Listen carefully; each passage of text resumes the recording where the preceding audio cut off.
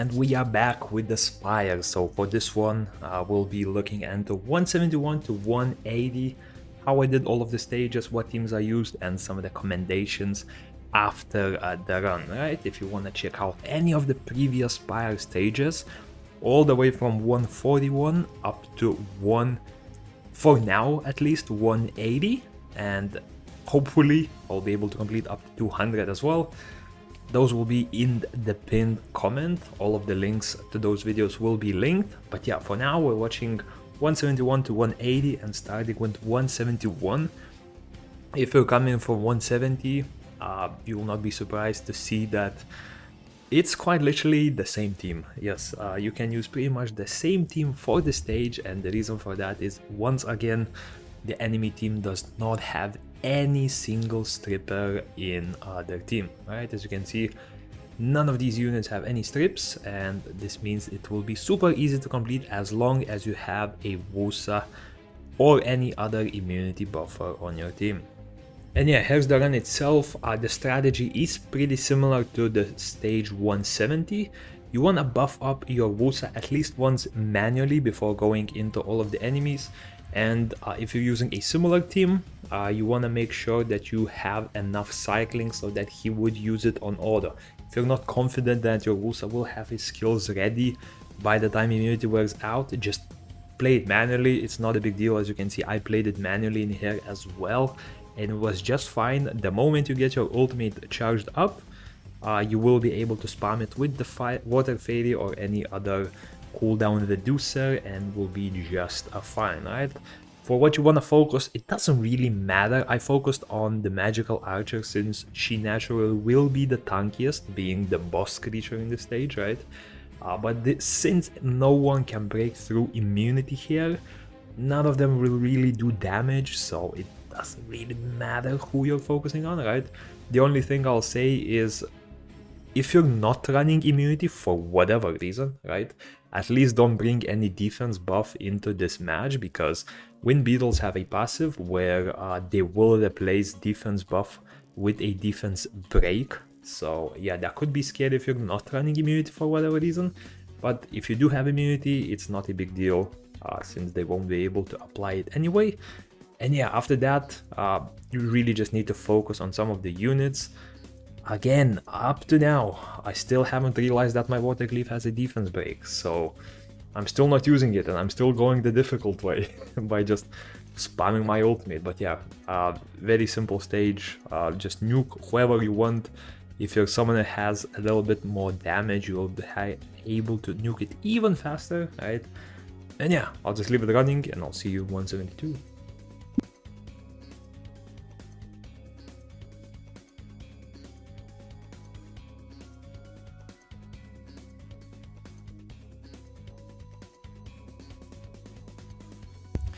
Okay, and 172, this one looks scary. However, if you got the right units, trust me, this is one of the easiest stages that you will fight. So there are, I think, a few ways you can go about it. So one of the ways, and the one that I went with, and I find much easier to do, is going for the auto cleanser route. So what I mean by auto cleansers is units that will protect you without even using any skills, because obviously there is some silence in here from all of the Light Desert Queens, right? But the Wind Dragon Jamire, it has a seal whenever you receive a silence, and all of the Dragon Knights will be landing the silence constantly on you. And also there's Annabelle, who is able to cleanse any CC effect every 2 seconds. So with these two in a team, you will pretty much be able to move freely majority of the time. Yes, sometimes the units will apply CC a bit more often, and you will end up getting like silence, getting like oblivion, right? But in most cases, you will be able to heal up, at least with Annabelle if you're using her, quite consistent, right? And for the stage itself, you can also try to go with the immunity route. There is some strip, but the strip is not, how should I say it? There's not a lot of strip, right? The only strippers in this match are Desert Queens with the first skill, and that strip is a single target, right? So if you have some sort of a unit that does not care too much about stuff like Oblivion, right, or Silence, you can sort of make it work with just immunity. I personally went with the Order Cleansers route with Jemire and Annabelle, and I felt like that will be a bit of a safer team, especially since I am a Cleave and I am the one that would be getting hit majority of the time, meaning that a lot of my passive would not work due to immunity, not immunity, what's it called, Oblivion. A lot of my runs would just be lost in general, since the moment I die, the whole run fails. It's not the same for when you're using other random units in there, right?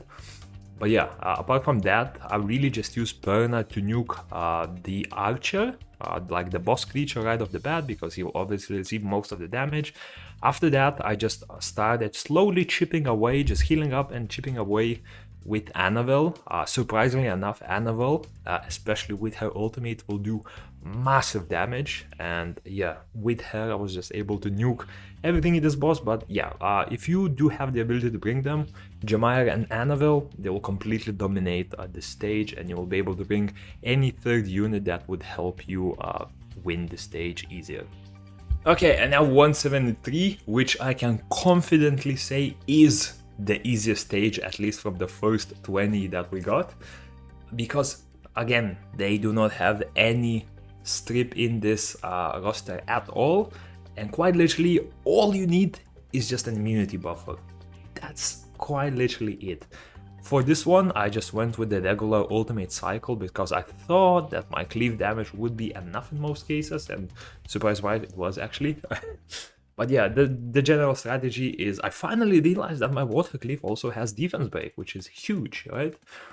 But yeah, apart from this, what I would recommend is instantly focusing on the Chakram and the Boomerang Dancers, especially the Boomerang if you can. And the reason for that is only the Boomerangs in this stage are ranged champions, right? Both the Chakrams as well as all of the bats are melee, so with your summoner, especially if you're playing something like Cleave or Orbia, right, maybe even Kina, your ultimate will be able to catch all of those melee units in it as well by simply just targeting the Boomerang Warriors. So you will have the hardest time killing the Boomerang Warriors because they will keep dodging, they will keep jumping away from you. But if you focus on them first, you will be doing a lot of damage to all of the other units. As you can see, pretty much everyone apart from that Chakram Dancer is already dead in there. And once you start with the Chakram Dancer, I do highly recommend bringing some sort of a either block beneficial effect or strip, because they will be applying that damage taken down, and that damage taken down will be very annoying, especially if you're struggling a bit with damage, if you don't have the bonus or anything like that, right? So as long as you're able to strip the damage taken down or at least block beneficial effects, you will be able to deal with it much easier. But yeah, overall, immunity and then +2. Okay, I'm 174. If you are anything like me, this will be one of the most difficult stages you will encounter. At least from the first 20, I sat at this stage for probably like an hour at least. Or maybe it wasn't this one, I'm not quite sure. I know there were a few stages where I sat for it on a lot of attempts, right? But yeah, I finally managed to beat it as well. And here's what worked for me. Do not worry, you don't need the Dark Monkey. The only reason Dark Monkey is here is so I would get the power bonus. Right in the stage, I switch the Dark Monkey for the unit I actually need, and the unit I actually need is Cassie. Believe it or not, this is the only team that worked for me. I tried a lot of teams, nothing worked. This was the game changer. So what you'll need here is, first of all, you'll notice that there isn't a single stripper on their team as well. So as long as you have immunity, they will not be able to do anything to you, right? The problem is, with all of the protections, all of the shields and invincibilities, in most cases you will not be able to deal anything to them either, right? And that was the biggest issue for me. So what I did is, first of all, I brought Cassie, which is a unit that can do damage through any buffs, right? And second of all, I brought Sharon, and I highly recommend Sharon in here. you'll notice that there's a few protections that they have. For example, the dragon, it will have a spell shield, which means your skill heals will not do much.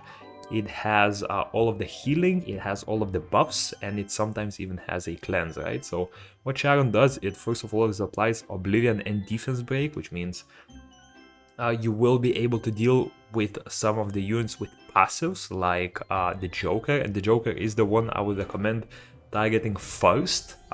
In general, I would say try to kill the Joker and the Dragon, whichever turn order is more convenient for you. You need those two dead, and once you kill both the Joker and the Dragon, you'll actually don't really need immunity anymore. Yes, you will be getting provoked by the Paladin, right? But provoke, it's not a hard CC effect like stuns, freezes, or even bombs that will kill you, right? A provoke will just make you focus the Paladin, and really with a nerfed Paladin, we don't really have an issue dealing with her, right? So if she provokes you, we might as well just kill her, right? And so what I did is I switched from Wusa to Huaki. It doesn't have to be Huaki, you can use any unit. I just found that Huaki has a very reliable defense break as well as some healing and attack buff, so it was quite literally perfect for me, right? You can try to pray for an Oblivion from Sharon, it's really not needed. As long as you have the defense break, attack up, Cassie should be able to deal with it, right? And once her protections drop, Sharon will be able to do a lot of damage as well, and after that, Chloe's will be even easier to deal with, since their fire units, they will be taking increased damage from the Sharon, and yeah, this is pretty much the only way that works for me. I tried constant strips, I tried ultimate cycle with like Juno and stuff, nothing worked. Sharon and Cassie, quite literally in like the second attempt, so yeah, definitely highly recommend bringing these two units.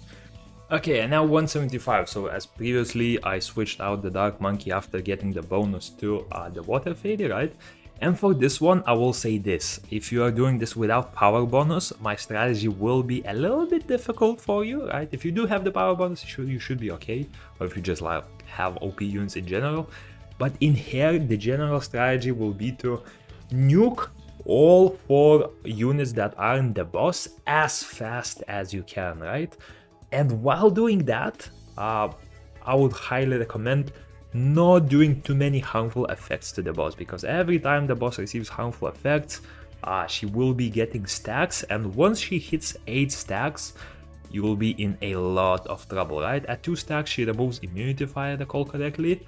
After that, I believe at 8 stacks, she will start applying beneficial, like block beneficial effects, which will completely kill your Wusa strategy, right? So as you can see, she's still at 7 stacks, so she's still not able to apply those block beneficial effects, because block beneficial effects, when it comes to immunity, that's not the scariest part. The scariest part is your turn cycling, like Verde Heal will simply not work, and the reason it will not work is because you have those constant beneficial effect blocks, you simply don't get the mana buffs, right? So try to kill all 4 other units as fast as you can.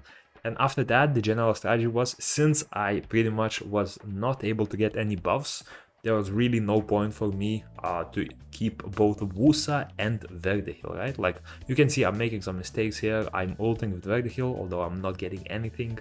So yeah, once you kill all 4 of those, the boss itself will not do too much damage, especially if you have a lot of effects that weaken her damage, right? Like I do with Watercleave, I have attack speed down, I have attack down, so it's not too difficult then. Once you kill all of the units, I highly recommend to switching to a full damage unit like Perna, and since you will be able to repeat those attacks due to the boss being a boss type unit, you will be able to kill it quite easily. Don't forget there is a second form to the Beast Rider, so if you're seeing that you're starting to congratulate yourself on winning the stage with 10 seconds left and you nuke the boss and then the second phase appears, yeah, be careful for that. You will need a little bit of time, even with all the defense breaks. Again, I don't have attack buff on my team, but with all of the defense breaks, it does still take quite a bit to kill it, right? So you can also switch out some sort of an attack buffer while at it. For example, in my team, neither the Fairy or the Verde heal are doing anything in those last moments, so make sure to switch out some sort of a damage buff as well, like attack buff, more harmful effects, crit damage, all of that, right? And you will be able to nuke her quite easily. And stage 176, so this is the only stage where I actually had to use the Dark Monkey. I will say this, it is definitely not a requirement, it's simply the unit that does the most constant damage for me. If you have something like a Genos, if you have something like a very well built Verad, for example, that will work just fine, right? The only reason I used it is because this is pretty much the only consistent unit that both does damage and applies a defense break for me. My Verad is complete garbage, so I didn't even wanna bother using him. The good thing about this stage is, once again, all of these units, right? Complete mosh pit. Not a single one of them has any strip on their team. So as long as you have immunity up, you will be completely safe, right? And what I did here is I did bring a Verde heal to cycle the damage, right? And I highly recommend doing that as well.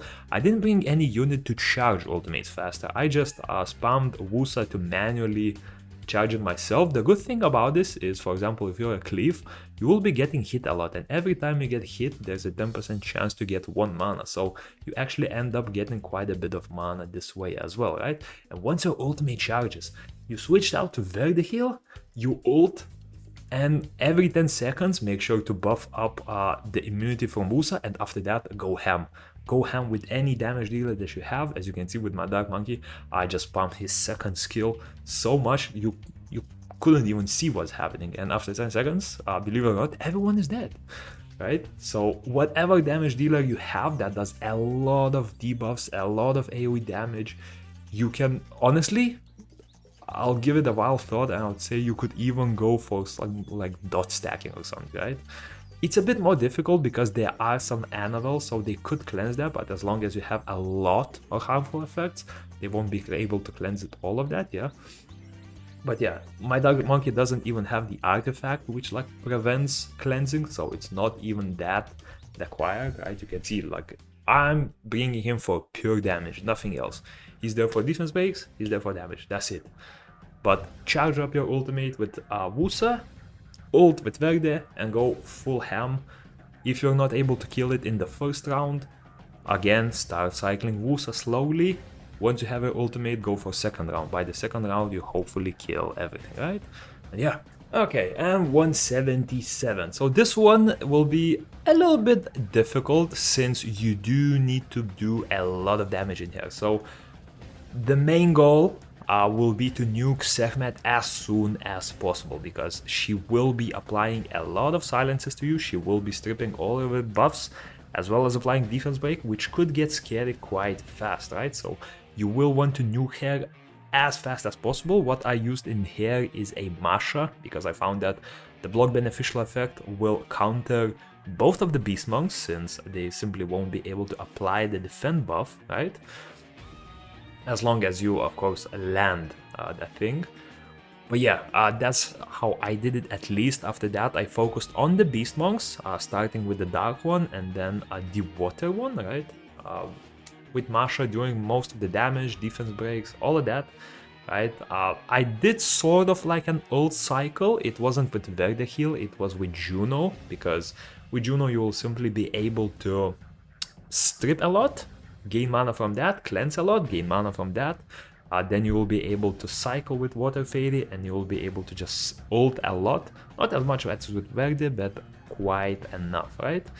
And one thing I'll mention here is make sure you have some sort of a buff. It doesn't matter what the buff is, as long as all of your units have a buff, you should be okay, because both the Sekhmet as well as the Dark Beast Monk have some skills that interact with units that do not have any buffs, right? Like, for example, Sekhmet, first skill, if you do not have any buffs, you will be receiving a lot of silences on yourself, right?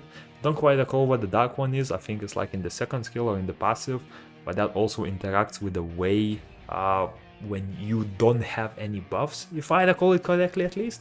So yeah, make sure to do those, and after that, I do highly recommend switching out to something like a Pern to kill the Ninetale Fox, because her passive will actually self-revive her. But as long as you use a Perna, it will apply unrevivable and you will be able to kill it without any revival, right? Which will speed up the run a lot. Oh yeah, there we go. I just came back to check, and yeah, in the passive, as you can see, the second sentence, in addition, deals increased damage if the target doesn't have beneficial effect and stuns with a certain chance. So again, if you do not have any beneficial effects, she will be silencing you with this, and the Dark Beast one will be stunning you with this. So you want to make sure that you have any sort of a beneficial effect on your team. Okay, and 178, this was one of the easier stages. Again, I definitely will not give you any monster suggestions because, trust me, it's not that needed. However, I will say that Masha worked pretty well for me, although I cannot say how well because this was the only attempt that I did at this stage. But her second skill does have block beneficial effect, which does sort of counter chickens quite a lot. But the general strategy I had was to debuff the chickens ASAP. As long as you apply any debuffs to them, they will not be able to stack their passive thing, right? And they will not be able to do a big nuke on you. So there are a few ways you can do it. If you receive any harmful effects, you can use something like an Ophelia, which will apply burns, which means they will be losing those stacks due to the burns that they get. That was by far the most reliable way for me. I also used a Water Cleave, which has a lot of debuffs, right? You can also use something like an Annabelle, for example, in my case, where she will apply defense break 3 times, which means they will be losing stacks multiple times, right? But definitely not a required unit. You can use anything that you have. This is a very sort of like lenient stage when it comes to monster picks, as it really just depends on what you have in your box. What I did first is I focused on one of the chickens. I have no clue why, but I would recommend killing the Ifrit first of all, because it will be stealing a lot of buffs and it may apply a defense break to you, and that can be a bit scary, right? Once that is gone, there's quite literally no threat in that game, and you will just focus on the chickens, and lastly you will just simply kill the remaining jack-o'-lanterns in the game.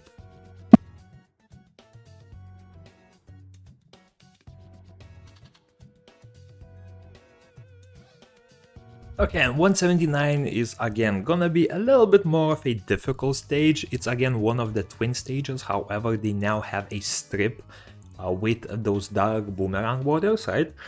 So yeah, for this one, honestly, I would highly recommend going for the Water Fairy Juno combo, or Eleanor Juno, whatever you have in your roster, right? Because they will be receiving a lot of buffs that they will strip from you. So you do want to take those out as soon as possible, and they will be applying quite a few debuffs themselves, which means your Juno will be able to easily deal with all of those, giving you mana, giving you heals, all of that, right? You'll see that that combo was quite literally what won me this match, because they all pretty much burned to death. They had a bunch of debuffs, right?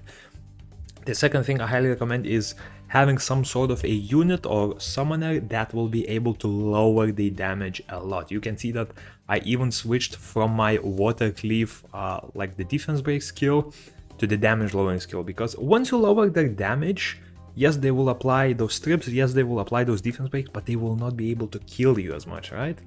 So as long as you debuff them in some way, you will be just fine. Again, I'm saying this, it's a bit easier to do with Water Cleave, right? But you can definitely find some units that will be able to debuff those units as well. And yeah, once you debuff them, you simply just spam your ultimate, right? Water Fairy, Juno, Eleanor, Juno, whatever you have, and you should be able to deal with them just fine. If you want to avoid a lot of the damage, right? I mean, you can see, like, once I found that it's no longer dangerous, I just switched the defense break. Like, mid-game, you definitely won't lose due to that. Yeah, that's pretty much the strategy here. If you are a bit scared of damage, right, another way you can do it is by focusing on the boomerang waters specifically, right? And the reason why that's a bit easier is, first of all, they are the only strippers in this roster, right? Which means that once you kill those, you don't really even need that much protection, and you could also just run immunity and be completely safe. as well as they are the only boomerang warriors in this, so as long as the boomerang warriors are dead, none of the other chakram dancers will be able to use any link skills, any co-op skills, making it much easier. Okay, and for 180, so this is how I did it, right? As for the team in the beginning, the regular ultimate cycle without Verdeheal, right? But with Ophelia instead. This means that I will be able to sort of cycle a little bit better, just not as well. And the good thing about that is there will be a bunch of harmful effects, which means Juno's, like look at that, on my Ophelia, 5 harmful effects right now. Which means Juno will be able to heal a bunch, and she will be able to give me a bunch of mana as well, right?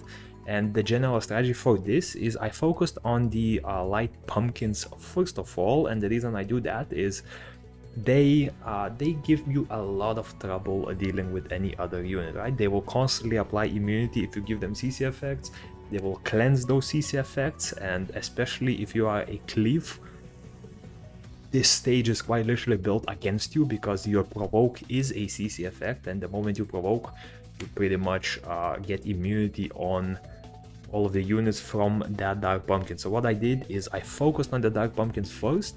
Once those are dead, there is no more cleanse, there is no more immunity. So at that point you can even switch out something like a Juno if you're really not finding much use for her, as you will no longer need too much strip, right? After that, I focus on the dark chickens. Those are quite easy to kill. They don't really have any defensive passives or anything like that. They just strip a bit, right? And once the chickens are dead, I do highly recommend switching out a Perna, because both of these units will be boss type units, right? So the Sylph will be extremely easy to kill with Perna. It's a wind unit, so he will even take extra damage from it.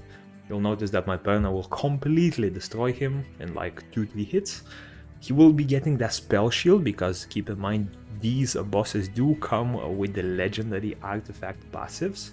So they will keep those, but after that it will kill the Silk quite easily, and it should be able to deal with your water monkey quite easily as well, since the Perna's damage does go through buffs. So as long as you have some damage buffs, as long as you have a defense break on that monkey, you will be able to deal with it quite easily. The only thing I will say is it's gonna be annoying with all of the stuns that he does on you. But even then, you should have quite a bit of time left from all of the previous stages to quite literally just chip away at it, yeah? And that was pretty much 171 to 180. At the moment, I have only beaten 181, so I don't know if I will be able to make videos for 181 to 190 and 191 to 200 anytime soon. But if I am, I will leave them in the pinned comment. And yeah, that's about it. And peace.